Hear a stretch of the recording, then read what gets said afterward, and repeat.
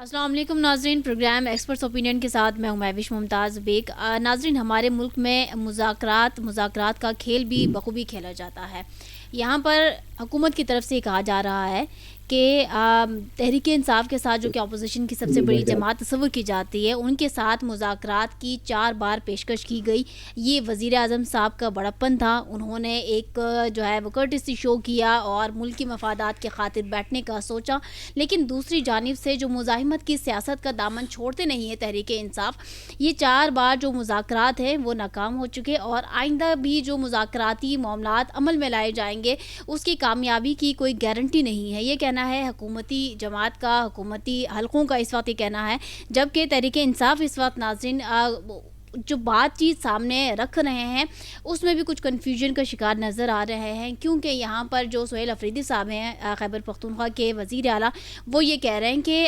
بانی کی ہدایات ہیں اب اسٹریٹ موومنٹ کے لیے، اب اسٹریٹ موومنٹ کی تیاریاں ہوں گی اور پرامن احتجاج ان کا حق ہے، جبکہ 9 مئی کا ٹیگ لگا ہوا ہے، 26 نومبر کا ٹیگ لگا ہوا ہے، تو پھر یہ ٹیگز کو ہٹائے بغیر دوبارہ سے ایک موومنٹ سٹارٹ کرنا اور پھر عوام کے درمیان جانا، سڑکوں پر نکلنا، یہ تحریک انصاف کے لیے کتنا بڑا چیلنجنگ ہوگا۔ اور سب سے بڑا چیلنج تو ناظرین یہ بھی ہے کہ کیا تحریک انصاف کے ساتھ واقعی اب عوام کا ایک جو حلقہ ہوتا ہے کیا وہ نکل سکے گا، تحریک انصاف نکالنے میں کامیاب ہوگی؟ اس کے اوپر بات کریں گے پروگرام میں۔ حکومت اور اپوزیشن میں مذاکرات، کامیاب مذاکرات کی ناظرین اگر ہم بات کریں تو یہ کامیاب مذاکرات ممکن ہے، ہو پائیں گے، نہیں ہو پائیں گے، جبکہ محمود خان اچکزئی اور علامہ راجہ ناصر عباس کو یہ ذمہ داری سونپی گئی ہے تحریک انصاف کی جانب سے کہ مذاکرات کرنے ہیں یا نہیں کرنے ہیں، کہاں پہ کس کے ساتھ کیا بات چیت کرنی ہے، یہ اختیارات ان 2 شخصیات کو اس وقت حاصل ہوں گے۔ اب یہ فیصلہ کریں گے کہ بانی کی ہدایات کے مطابق ان کا فیصلہ جو ہے وہ حتمی فیصلہ تصور کیا جائے گا۔ اب یہ جو نیشنل ڈائیلاگ کا ذکر کیا جا رہا ہے، اب اسی کے اوپر ناظرین پروگرام کے پہلے حصے میں ہم بات کریں گے، پینل سے رائے لیں گے، آپ ان کے سامنے رکھیں گے۔ یہاں پر پے رول کا بھی ذکر کیا جا رہا ہے کہ تحریک انصاف کے جو اس وقت اسیر ہیں تو ان کو پے رول پہ پہلے تو رہا کر دیا جائے اور پھر ان کو مذاکراتی کمیٹی میں شامل کر کے تو پھر کامیاب مذاکرات سامنے لائے جائیں۔ ناظرین، یہاں پر مذاکرات کا ایجنڈا کیا ہوگا؟ یہ جو ٹیبل ٹاک کرنی ہے، حکومت کی طرف سے جو ایجنڈاز ہیں وہ بھی پروگرام میں ڈسکس کریں گے۔ تحریک انصاف کی طرف سے ایجنڈاز تو بڑے واضح ہیں، وہ تو ازل سے ہی یہی کہتے آئے ہیں کہ جو ہمارا مینڈیٹ ہے، سب سے پہلا کام مینڈیٹ کی واپسی کا عمل جو ہے وہ دہرایا جائے، ہمارے جو مینڈیٹ ہیں وہ واپس کیے جائیں، نئے انتخابات جو ہے وہ کیے جائیں، بانی کی رہائی کا ذکر کرتے ہیں، اسیروں کی رہائی کا مطالبہ کرتے ہیں، 9 مئی کا چیپٹر جو ہے اس کو کلوز کرنے کی بات کرتے ہیں۔ تو کیا یہ جو ایجنڈاز ہیں کیا اس مذاکرات میں بھی یہ سامنے رکھیں گے یا پھر اس میں کوئی تبدیلی ہوگی، اور حکومت کی طرف سے کیا ایجنڈاز ہوں گے؟ اس کے اوپر بات کریں گے۔ پینل ہمارے ساتھ موجود ہیں، محمد صالح صاحب، نواز رضا صاحب، بابر غورسی صاحب اور ہمایوں اقبال شامی صاحب بھی ہمارے ساتھ موجود ہیں۔ السلام علیکم all of you and welcome to the programme. Saleh صاحب، آپ سے شروع کرتے ہیں۔ صالح صاحب، فرمائیے گا، ایک دفعہ پھر سے مذاکراتی کمیٹی کہہ لیں، مذاکراتی ٹیبل جو ہے وہ سجنے جا رہا ہے، کامیاب ہو پائیں گے یا نہیں؟ جی بہت شکریہ مہوش، اس میں کوئی شک والی بات نہیں ہے، اور یہ بہت بڑی پیشکش ہے جناب وزیر اعظم جناب شہباز شریف صاحب نے یہ پیشکش کی، اور بہت ساری جگہ پر بہت سارے جو سینئر سیاستدان ہیں ان کو اس چیز کا بہت بخوبی اندازہ ہے کہ ملک جو اس وقت جو ایک معاشی کرائسس سے گزر رہا ہے، اس کو نکالنے کے لیے سب سے پہلے ضروری ہے کہ ایک مذاکرات ہوں، تمام پارٹیاں ایک ٹیبل پر موجود ہوں اور ملک اسی لحاظ سے چیزوں کو آگے لے کے چلے۔ وہ اسی لیے کہ اگر پی ٹی آئی یا کوئی اور پارٹیاں اگر ایک اپنا ایک ذاتی ایجنڈا رکھیں گے، اس ٹائم ملک کی مفادات کو پس پردہ رکھیں گے تو چیزیں آگے نہیں چل سکتی۔ جہاں تک تعلق ہے قومی مذاکراتی کمیٹی، دیکھیں یہ تو بانی پی ٹی آئی جو ہیں انہوں نے خود یہ تشکیل دی تھی اس وقت، اور محمود مولوی صاحب، عمران اسماعیل صاحب، فواد چودھری صاحب، شاہ محمود قریشی صاحب، یاسمین راشد، محمود رشید صاحب، اعجاز چودھری صاحب اور عمر چیمہ صاحب جو ہیں وہ ان کے ممبران تھے۔ اچھا، اب اس میں سے یہ 5-6 لوگ جو ہیں یہ ان کو سزائیں بھی ہو چکی ہیں اور یہ ابھی جیلوں میں پابند سلاسل ہیں۔ جب تک یہ قومی مذاکراتی جو کمیٹی ہے، جب تک ان کا آپس میں اتفاق نہیں ہوگا، جب تک یہ کسی ایک پلیٹ فارم پہ بیٹھیں گی نہیں، جب تک ان کی رہائی ممکن نہیں ہوتی، تو یہ مذاکرات آگے بڑھیں گے کیسے؟ وہ اسی لیے کہ دیکھیں جو انیشیل سٹیج پہ ان کے کچھ مذاکرات تھے، جو ان کے مطالبات تھے، ان میں سب سے پہلے مطالبہ یہ تھا کہ جی 9 مئی 2023 اور 26 نومبر 2024 کے جو واقعات ہیں ان پر جوڈیشل کمیشن بنایا جائے۔ میں سمجھتا ہوں کہ یہ ایک اچھی بات ہے، اور وہ ظاہر ہے اس سے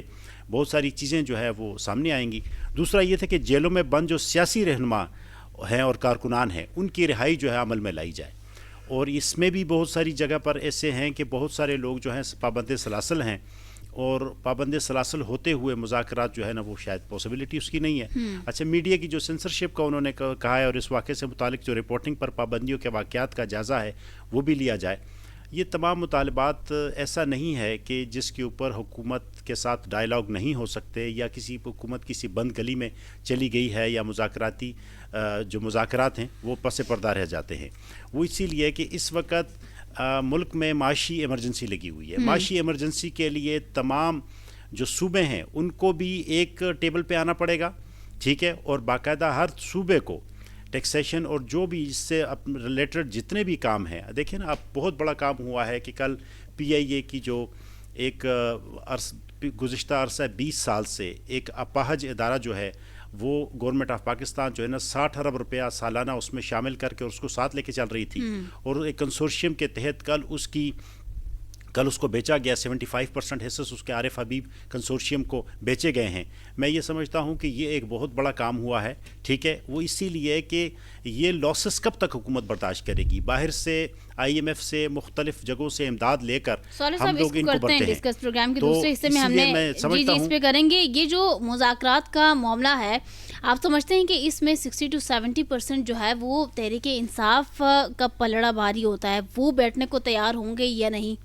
دیکھیں، جب بھی نیشنل یا انٹرنیشنل لیول پہ جب بھی مذاکرات ہوتے ہیں تو کچھ لے اور کچھ دے کی بنیاد کے اوپر بہت سارے جو ایگریمنٹس ہوتے ہیں وہ ہوتے ہیں۔ یہ ایک میوچل ایک انڈرسٹینڈنگ کے تحت ایم او یو سائن ہوگا، ایگریمنٹس ہوں گے، اور اس کے تحت جو ہے اگلے 5 سال یا 6 سال کے اوپر ایک پوری اگر اس کو مانا جائے، سوالے صاحب تحریک انصاف کیا دے سکتی ہے؟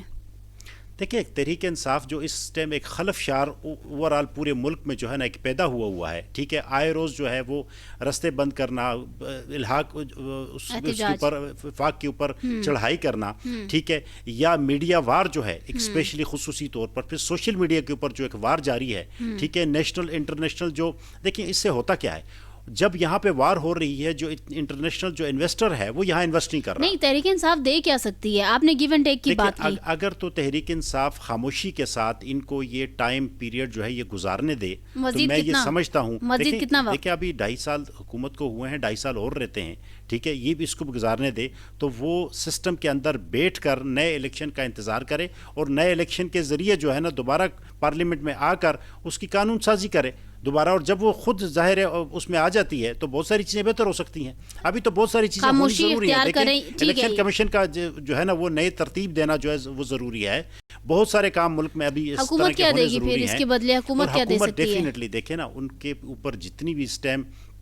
جو ان کی سینئر لیڈرشپ ہے اسپیشلی خصوصی طور پر، جس کی خاطر پورا جو سوشل میڈیا بھرا ہوا ہے، باقی لوگ بھرے ہوئے ہیں، ایک صوبے میں کمپلیٹ غصہ جو ہے وہ دن بدن بڑھتا جا رہا ہے، برداشت کی جو ان کی حدیں ہیں وہ ختم ہو رہی ہیں، وہ ڈیفینیٹلی وہ تھوڑا سا کول ڈاؤن ہوں گے اور اس سے چیزیں آگے چلیں گی۔ وہ اسی لیے کہ وہ جو دیکھیں نا جو کے پی کے لوگ ہیں وہ بانی پی ٹی آئی کے جو الفاظ ہوں گے اس کو سیکنڈ کریں گے اور ان چیزوں کو آگے لے کے چلیں گے، لیکن کسی جگہ پہ لائزوننگ تو ہونی چاہیے۔ آپ سمجھتے ہیں دونوں طرف گیو اینڈ ٹیک کے چانسز موجود ہیں، دونوں کے پاس کچھ نہ کچھ ہے؟ ڈیفینیٹلی کچھ جو ان کے مطالبات ہیں ان کو پیچھے ہٹنا پڑے گا، اور کچھ جو ہے ان کو بھی ان کو دینا پڑے گا تاکہ ایک سسٹم چلے۔ بابر صاحب ویلکم۔ پیوش، پاکستان جتنے بھی قرض لے لے، جب تک جو آلریڈی ایک گھڑے کی نما جس میں کہتے ہیں نا کہ گھڑا پڑ چکا ہے بہت بڑا، اس میں جتنی بھی مٹی ڈالی جائے وہ بھرے گا نہیں۔ اچھا، وہ گھڑا جو ہے اس کو بند کرنا بڑا ضروری ہے۔ اب اس گھڑے میں آپ کو سب سے پہلے بتاتا ہوں کہ پی آئی اے تھی جس کا تقریباً کوئی سالانہ 60 ارب روپے اس کے اوپر خرچہ آ رہا تھا، کسی قسم کے کوئی ٹیکس نہیں آ رہے تھے، کوئی پروفٹ نہیں آ رہا تھا، ٹھیک ہے۔ اچھا، اب یہ اس وقت جو ہم نے یہ لاسٹ آپ بتا رہی ہیں کہ 5 ماہ جو جولائی تا نومبر جو ہے 3 ارب ڈالر سے زائد بیرونی قرضہ حاصل کیا ہے، جو گزشتہ سال کے مقابلے میں 13.64%، 36 کروڑ 40 لاکھ ڈالر زیادہ ہے۔ اچھا، یہ قرضہ عالمی بینک، ADB، اسلامی ترقیاتی بینک اور سعودی عرب جیسے اداروں سے لیا گیا ہے۔ اچھا، اس میں جو عالمی مالیاتی اداروں سے قرضہ لیا گیا ہے وہ 1.25 ارب ڈالر ہے۔ مختلف جو ممالک سے قرضہ لیا گیا ہے وہ 80 کروڑ 76 لاکھ ڈالر ہے۔ اچھا، نیا پاکستان جو سرٹیفکیٹ میں سرمایہ کاری ہے وہ 96 کروڑ 59 لاکھ ڈالر ہے۔ اچھا، سعودی جو آئل فیسلٹی ہے وہ 141 ارب 76 کروڑ روپے ہے، 50 کروڑ ڈالر کے مساوی گرانٹ ہے، 15 ارب 32 کروڑ روپے ہے۔ اچھا، جو اس ٹائم پاکستان کے موجودہ مالی سال میں تقریباً 20 ارب ڈالر کی بیرونی جو مالی معاونت ملنے کا تخمینہ بھی ہے، لیکن اب یہ جا کہاں رہا ہے؟ اب میں آپ کو صرف تھوڑا سا آپ کو یہ سمجھنا پڑے گا کہ یہ گھڑا ہے کیا۔ PIA 1 ہو گیا، اچھا، postal life insurance company limited 2 ہو گئی، جام شورو پاور کمپنی 3 ہو گئی، سینٹرل پاور جنریشن کمپنی 4 ہو گئی، نادرن پاور جنریشن یہ 5 ہو گئی، لاکھا پاور جنریشن ہے یہ 6 ہو گئی۔ بجلی کی جو تقسیم کار کمپنیاں ہیں ڈسکوز جو بجلی بنا نہیں رہی لیکن ہر مہینے اس میں پیسہ دیا جا رہا ہے، ٹھیک ہے، پاکستان ری انشورنس کمپنی ہے، اسٹیٹ لائف ہے، یوٹیلیٹی سٹور ہے، اور سب سے بڑا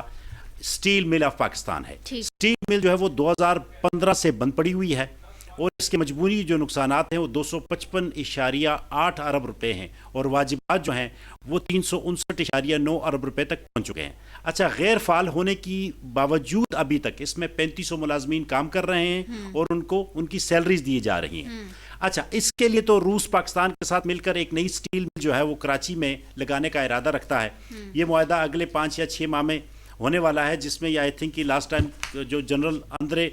وی فیدروف نے آخری مذاکرات جو ہے نا وہ کیے ہیں، تو اس میں انہوں نے 27 مئی کو یہ کہا ہے کہ ہم شاید اس میں ہماری نیکسٹ پیش رفت ہوگی۔ جب تک یہ ادارے آپ پرائیویٹائز نہیں کریں گے، جس طریقے سے آپ ایک بہت بڑا کارنامہ آپ نے کیا ہے کہ 60 ارب ڈالر جو آپ سالانہ دے رہے تھے، PIA آپ نے ایک کمپنی کو، عارف حبیب کنسورشیم جو تھا، مختلف کمپنیاں مل کے جنہوں نے 135 ارب کا یہ لیا ہے، چاہے اس میں 92.5 جو % ہے وہ PIA کے اوپر ڈیولپمنٹ لگے گا، لیکن ایک جو آپ کا ایک سوراخ تھا جس میں 60 ارب ڈالر سالانہ جا رہے تھے وہ انشاءاللہ تعالیٰ کب سے رک گئے ہیں۔ اب ہوگا کیا کہ وہ اگلے 6 ماہ میں اس پوزیشن میں آ جائے گی کہ آپ کو جو نیا مالی سال 2026-25 ہے اس کے تحت وہ آپ کو سالانہ 60 ارب روپے ٹیکس کی مد میں دیں گے۔ یہی طریقہ کار آپ کو یہ تمام جتنے بھی ادارے ہیں، دیکھیں حکومت جو ہے، اچھا، PIA کی نجکاری یہ موجودہ حکومت کا بہت بڑا کارنامہ ہے، جی ڈیفینیٹلی یہ بہت بڑا کارنامہ ہے، یہ پچھلے 20 سال سے ہونا چاہیے تھا، وہ اسی لیے جتنی بھی حکومتیں آئی ہیں ان کی یہ نااہلی ہے، وہ اس ادارے کو دیکھیں، نئی حکومت سے نہیں چل رہی ایک چیز، نہیں چل رہی تو آپ کو یہ دینا پڑے گا، آپ کو مختلف جو اس ٹائم پرائیویٹ لوگ ہیں ان کو دینا پڑے گا، وہ چلائیں گے، وہ آپ کو ٹیکس دیں گے۔ حکومت سے نہیں چل رہی، یہ بھی تو ان کی نااہلی ہے نا، یہ بھی تو ناکامی ہے۔ اس طرح تو حکومت سے تو بہت سارے ادارے ایسے ہیں جو نہیں چل رہے اور وہ ظاہر ہے ان کو پرائیویٹائز کرنا چاہیے اور پرائیویٹائز ساتھ ساتھ ہو رہے ہیں، جس میں زرعی ترقیاتی بینک ہے اور بہت ساری ادارے ہیں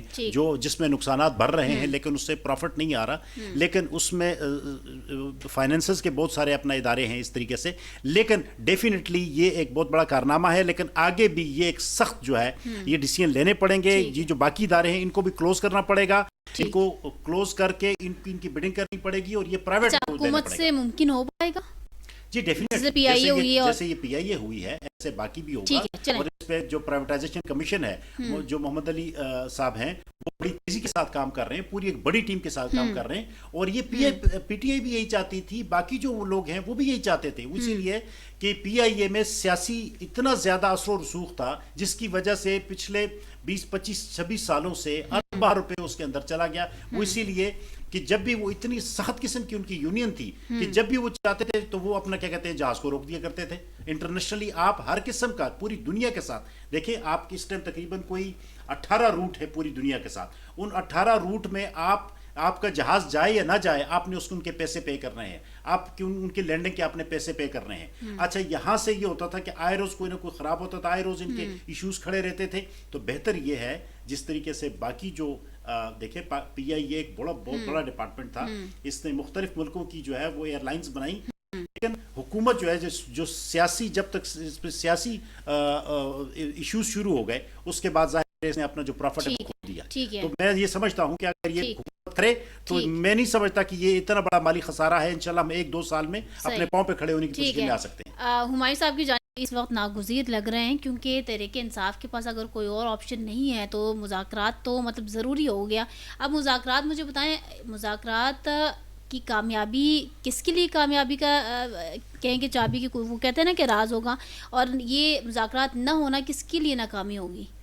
देखिए, मैं ये समझता हूँ कि तहरीक इंसाफ में इस वक्त एक रीस्ट्रक्चरिंग करनी पड़ेगी। वो इसीलिए कि बदइतिमादी का अंसर जो है वो बहुत ज़्यादा है। अगर आप पिछले तकरीबन 3 सालों से आप जायज़ा ले लें तो मुख्तलिफ लोगों को फ्रंट पर लाया गया और बड़े बुरे तरीके से वो जो है ना वो उनको बैक किया गया। एक ट्वीट आता है, देखिए मुज़ाकरात किसी लेवल पर पहुंच चुके होते हैं जो कि आम बंदे को या मीडिया को शायद इसका इल्म नहीं होता, लेकिन जैसे ही वो बानी पीटीआई के साथ उनकी मुलाकात होती है तो वहाँ से चीज़ें चेंज हो जाती हैं। बानी पीटीआई को भी और जो सीनियर लीडरशिप है रिस्ट्रक्चर करके एक ख़ास कमेटी बनानी पड़ेगी, जिस कमेटी के पास पूरा इख्तियार हो कि वो उनके बिहाफ के ऊपर मुज़ाकरात भी करे और चीज़ों को फिर जो वो इम्प्लीमेंट भी करवाए। वो इसीलिए कि ये देखें कि कंपनी नहीं है, ठीक है, इसको ये पार्टी है और पार्टी जो है वो उसका एक डेमोक्रेटिक जो सिस्टम है उसके तहत ही उसको लेके चलना पड़ेगा। लेकिन साहब ये भी है ना, कहा जाता है कि मुज़ाकरात का दूसरा नाम डील है, डील आपने करना ही होगा। तो ये तहरीक इंसाफ का ही बयानिया है कि ना कोई डील बानी तहरीक इंसाफ करेंगे, ना झुका ना बिका वाले मामलात, ना तभी तो उनको लीडर कहा जा रहा है, तभी तो दूसरों से वो मुनफरिद है। ऐसा कभी भी नहीं हुआ कि जो मुतालिबात हैं वो रोडों के ऊपर या जितने इश्यूज हैं उनको डिस्कस किया जाए और वहां से उसका हल निकले। रोड के ऊपर से कभी भी एहतजाज के जरिए, देखिए 3-4 सालों से देख लिया है ना, एहतजाज के जरिए क्या कोई रास्ता निकला? नुकसान ही हुआ, जानी नुकसान हुआ। जो लोग अभी अपना 1000 तकरीबन से ज़्यादा लोग जो हैं वो जेलों के अंदर गल सड़ रहे हैं बेचारे, उनके पीछे जो फैमिलीज जो उनका हाल है, जिस तरीके से वो जाके जो हमारा कोर्ट का सिस्टम है, जिस तरीके से वो जो इस वक्त लोग सजाएं भुगत रहे हैं, देख क्या उसका कोई हल निकला? अगर नहीं निकला तो आपको पार्लियामेंट में आना पड़ेगा, पार्लियामेंट के लोगों के साथ बैठना पड़ेगा, पार्लियामेंट से ही इसका हल निकलेगा। वो इसीलिए कि ये जमहूरी निज़ाम है, इसी को देखना पड़ेगा। और दूसरी इनकलाब वगैरह वाली जो बातें हैं वो शायद हम इनकलाब वाला मुल्क नहीं है, वो बड़ी दूर की बातें हैं। इनकलाब इस मुल्क में कभी नहीं आ सकता। वो इसीलिए कि वो बोर्जुआ वाला जो तरीक़ाकार है वो मिडल मैन जब तक है, सिस्टम चीज़ें ऐसी चलती रहती हैं। तो इसीलिए बेहतर ये है मेरे ख्याल में, और सबके लिए बेहतर ये है और मुल्क के लिए भी बेहतर है कि मुज़ाकराती टीम एक इख्तियार वाली बनाई जाए और उसके पास कंप्लीट इख्तियार हो और वो मुज़ाकरात करे और मुल्क को आगे और सिस्टम को आगे लेके जाए, भी कर सकें, इख्तियारात भी कर सकें। ठीक है नाज़रीन, प्रोग्राम के दूसरे हिस्से की जानिब बढ़ते हैं, जहाँ पर हम मौशी इस्तेहकाम का जिक्र कर रहे हैं। सियासी इस्तेहकाम का जिक्र हम कर चुके हैं, मौशी इस्तेहकाम के हवाले से ही नाज़रीन बात करते हैं। हुकूमत ने जारी माली साल के 5 माह में कितने अरब डॉलर का बैरूनी कर्ज लिया है, इसकी तफसीलात अब आ चुकी हैं। नाज़रीन, हर हुकूमत यही